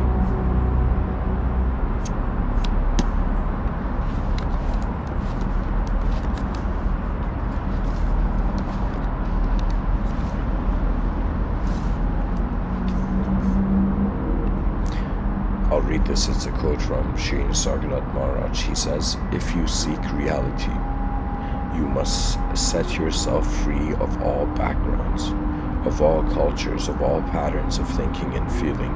Even the idea of being man or woman or even human should be discarded. The ocean of life contains all, not only humans. So first of all, abandon all self-identification. Stop thinking of yourself as such and such or so and so, this or that. Abandon all self-concern. Worry not about your welfare, material or spiritual. Abandon every desire, gross or subtle. Stop thinking of achievement of any kind. You're complete here and now. You need absolutely nothing right now." What I'm saying is that if you realize you need absolutely nothing, it's another way of saying what is happening right now is perfect. Enlightenment is another way of saying perfection was in the room before imperfection. It's another way of saying, like, we're in the most advanced world. You know, the world is being an advanced being before we do anything. You know, it's kind of like, that's the remark. That's like how wonderful life is. It's like it's alive. The world is alive as how our mind is being all of it. You know, it's like the most, you know, transcendental poetry. You know, what existence in the world is. Anyways, guys, I'll read one more quote from Nisargadatta Maharaj. He says, "Be conscious of yourself. Watch your mind. Give it your full attention. Don't look for quick results. There may be none within your noticing. Unknown to you, your psyche will undergo a change. There will be more clarity in your thinking, charity in your feeling, purity in your behavior. You need not aim at these. You will witness the change all the same. For what you are now is the result of inattention, and what you become will be the fruit of attention."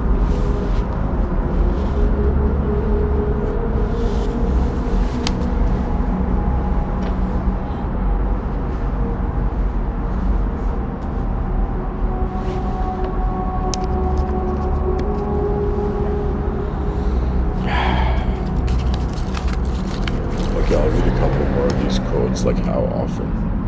These are some good quotes. Okay, here. Nisargadatta Maharaj says, "Once you say, I want to find truth, all your life will be deeply affected by it. All your mental and physical habits, feelings and emotions, desires and fears, plans and decisions will undergo a most radical transformation."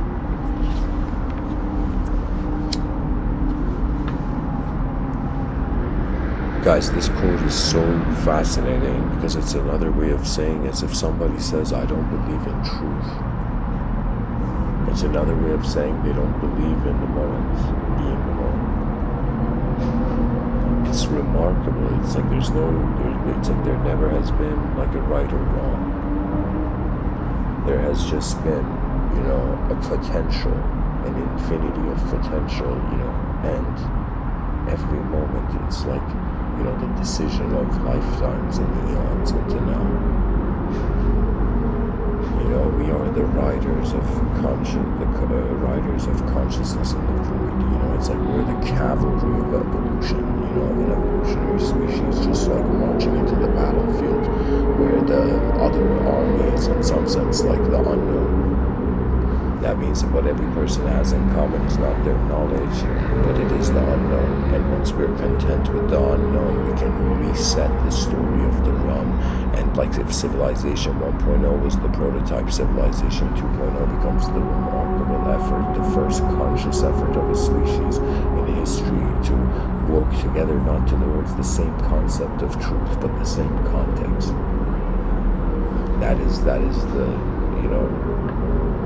the genius of the strategy. We opened the eyes of the species to how they could never close. The ideal of advancement means what is the most advanced case scenario of any moment of manifestation, as if you teleported in any world, any setting, right? It's like the character in any video game being like who's moving me and the transcendental dimension existing.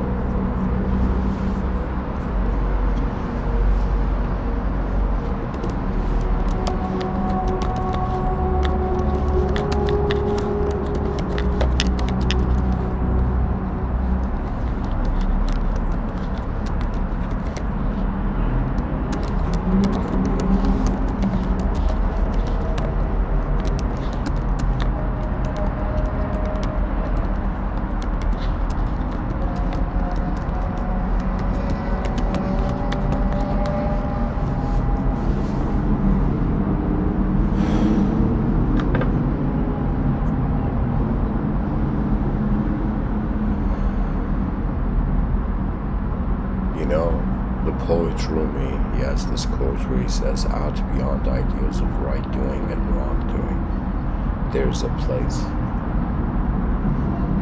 And then he says, I will meet you there. Then he says, when the soul sits on that grassland, that grass field, the world is too full to talk about.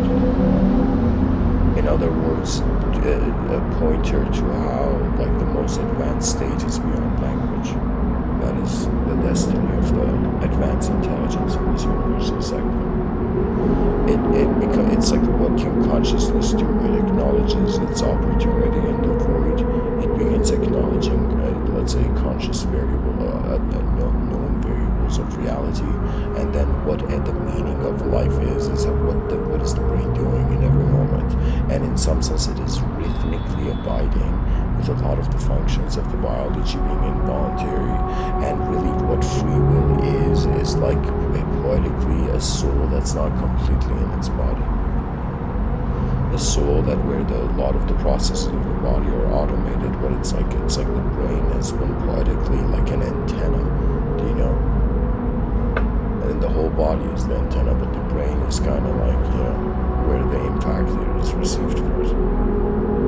Reality is like, how an unknown energy is manifesting as this. It's like, who knew energy had a potential to be a human being? Like, this is some next level.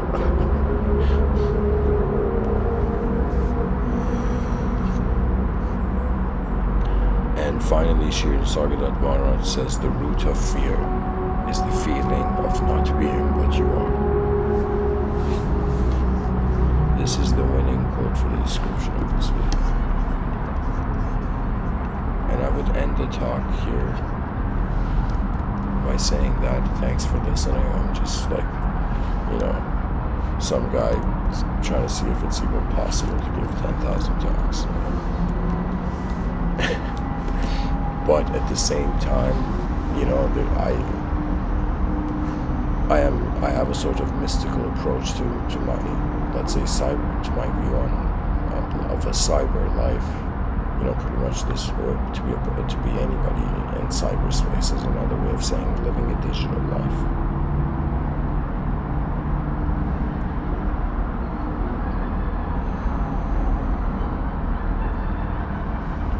Guys, I thought I'm going to share my own artwork here. Why not?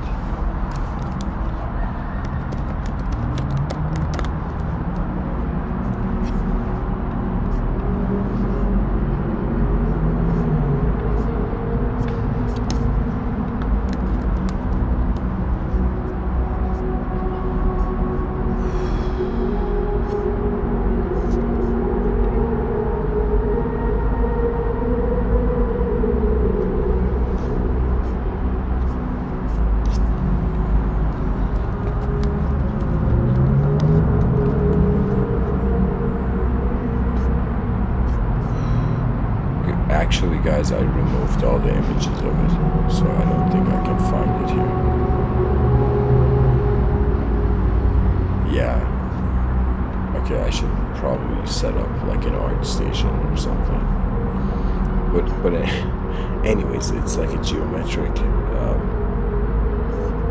Oh no, actually, maybe there's one. Let me see if I can. No, there's nothing, guys. I can't. Anyways, let me see how I could finalize this.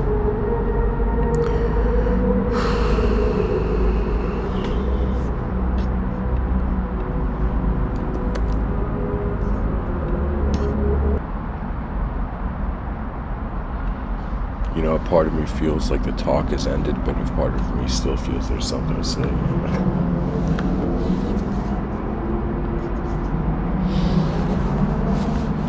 We seek ultimately peace. And what peace is freedom. And what freedom is the ability of advancement. Post-freedom activity is advancement. That means they're like, who can build an advanced civilization? It's like, do you know you're enlightened? Do you know that, the rare situation we're all in, the 4.5 billion year old evolutionary opportunity of the psyche to, in some sense, animate in space. Like, this is the privilege of life, is to be it,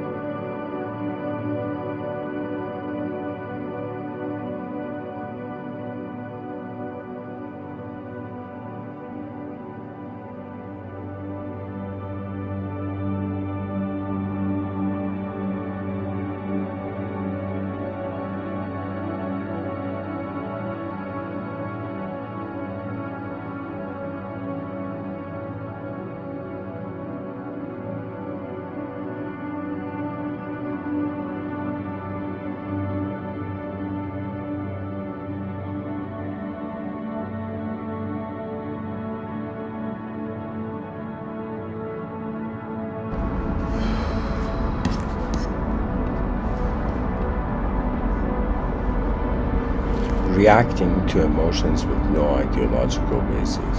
Really what I'm saying, or what I'm trying to say.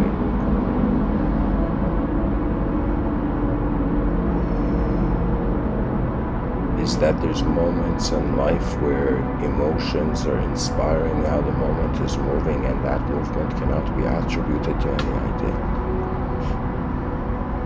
And this is another reason why it is required that we confront the unknown as a species by uniting to discover the true nature of this event. We're all present in a world event, like it's like, the person's like, before they wonder about it, the world they're being in. And to be able to discriminate between your inner realms and your outer realms, to realize that you have been the unknown witness of your whole life so far. You have been, a sort of viewer. And it's very remarkable because it's like there's a visible body that has its own destiny, and then there's an invisible mind, right? Like an invisible kind of ego and mover of the ego. The hand that holds the brush.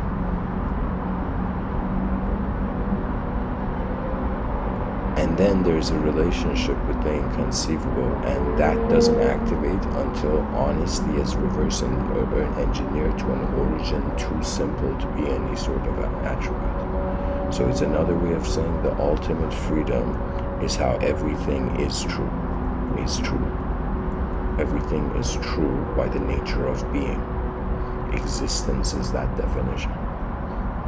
Experience is the potential of this. It's as if like existence is the paint, the mind is like the brush, and in some sense the body is the brush, and let's say, okay, here I'll say it this way. Let's say existence is the canvas, the mind is the paint. Or no, I should say existence is the paint, the mind is the brush, and the soul is the hand that's moving the brush, if I use this metaphor. So technically, the relationship with the inconceivable is when a person has experienced life to the degree where now they're wondering about its unknown dimensions. If the person has fear, they automatically don't wonder about life's unknown dimensions. If the person realizes the fear is the counterattack to the existential fear, and the void is in some sense the retaliation of the ability of the being to, in some sense, display its greatest performance. That means mankind's victory may not be immortality, but it will be in some sense how it's like the greatest effort before the end could be the end.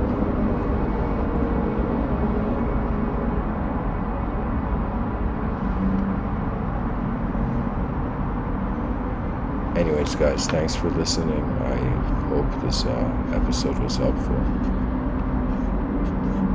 And just remember that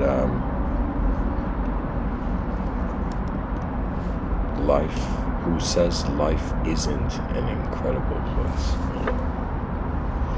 The greatest counter-argument to any sort of past worship is as if people use the word depression so easily.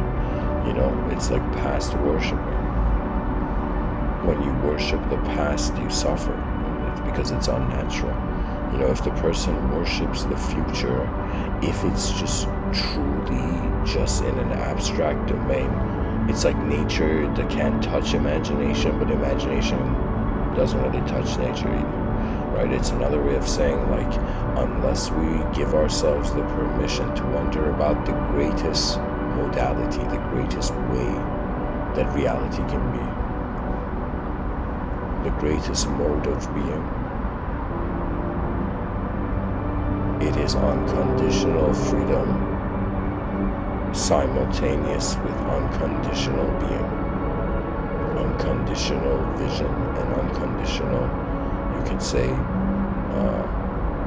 pure power. Like a power that is not ideological, the power that is the harmony with the universal sector. It's like the voices that traveled from ancient times to our ears now in history books. These were the voices of the sincere.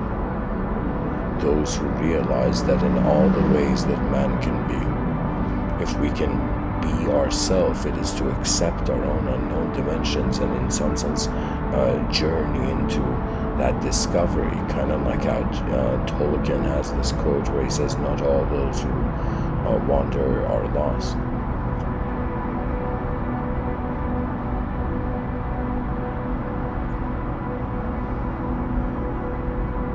It's another way where he's saying that don't fear the unknown, because evolution is the 4.5 billion year old opportunity to understand it.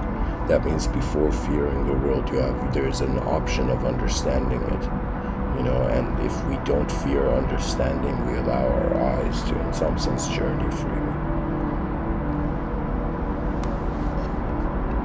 And so what are emotions?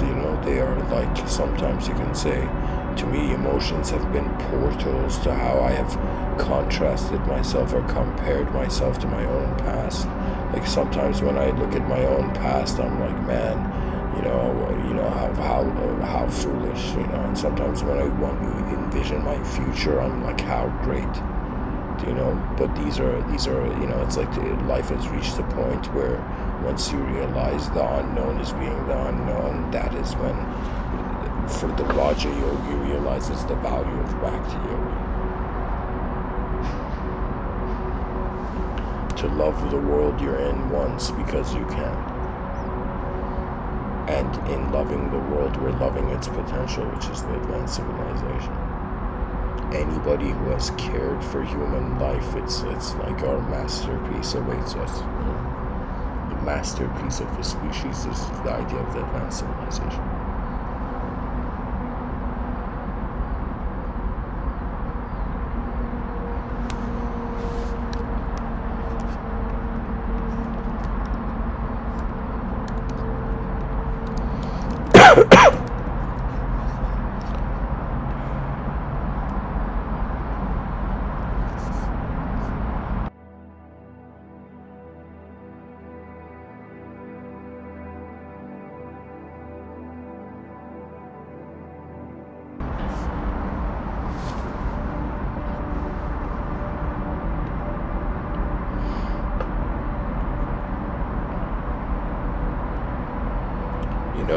Poetically, the last talk of an endless world.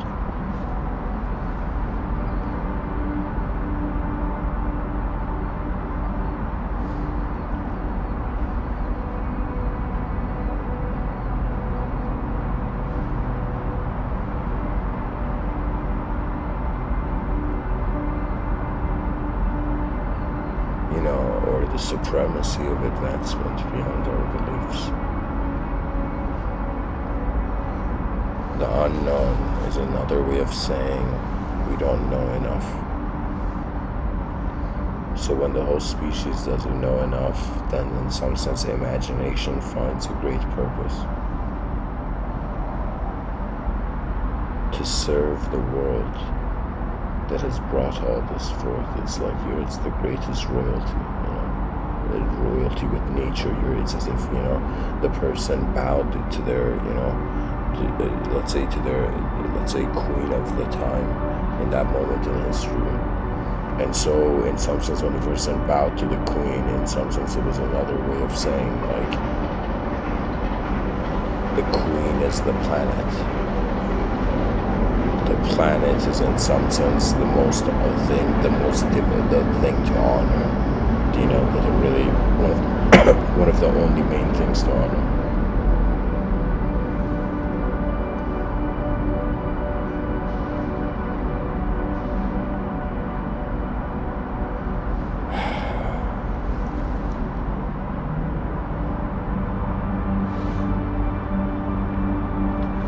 Rabindranath Tagore says, I slept and dreamt that life was joy. I awoke and saw that life was service. I acted and behold, service was joy. It's as if, consciousness exists to realize that that which is the enjoyer of the moment is the whole moment.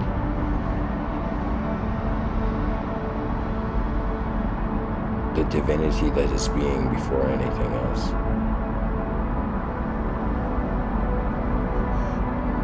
The wordless or the silent now. There's the idea of the here and now, but then there's the silent now. The silence of how being is being. Of how great ability comes from the acknowledgement of, the gift of the simple. It's another way of saying that if you can be free beyond the self, there's no world to fear.